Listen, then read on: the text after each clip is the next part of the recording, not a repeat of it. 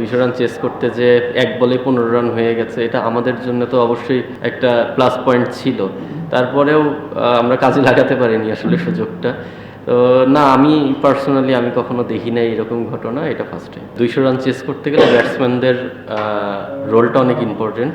Top order থেকে একটা বড় রান করাটা খুব ইম্পর্টেন্ট। তো আমি ফিল করি পার্সোনালি যে আমরা বোলিংয়ের লাস্টের দিকে মোমেন্টামটা হারানোর পরে ব্যাটিংয়েও স্টার্টিং ওই মোমেন্টামটাই ক্যারি করেছি। যদি এটা আমরা ব্রেকডাউন করতে পারতাম, যদি আমরা ব্যাটিংয়ে স্টার্টিংটা ভালো হতো, আমার কাছে মনে হয় 204 রান চেস করা অসম্ভব ছিল না। এটা উইকেট খুবই ভালো ছিল, এটা চেজেবল ছিল। আসলে এন্ড অফ দ্য ডে আপনি আফসোস করতে পারবেন না, কারণ টুর্নামেন্টের জাস্ট শুরু, এটা এখনও লং ওয়ে টু গো। তো আমাদের যে মিস্টেকগুলো হয়েছে সেগুলো থেকে ডেফিনেটলি আমরা শেখার চেষ্টা করব।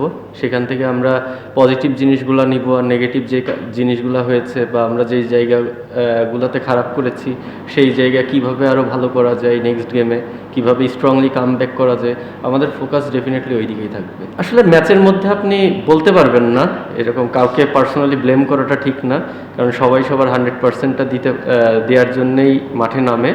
তারপরেও যদি আপনি স্কোরবোর্ড দেখেন, ডেফিনেটলি ওই জায়গাটায় আমরা 20-30 রান বেশি দিয়েছি, কারণ যেভাবে খেলা যাচ্ছিল ওদের 180-170-র মধ্যে থাকা উচিত ছিল।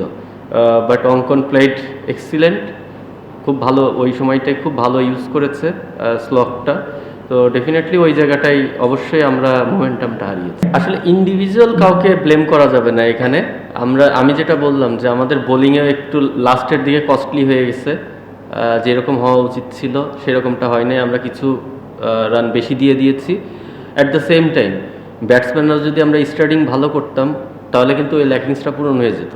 তখন কিন্তু ওই 204 রান চেস করে ফেললে কিন্তু টিমের এনভায়রনমেন্ট বা টিমের চেহারা অন্যরকম থাকতো, বা সবার মধ্যে সেই কনফিডেন্সটা থাকতো অন্যরকম।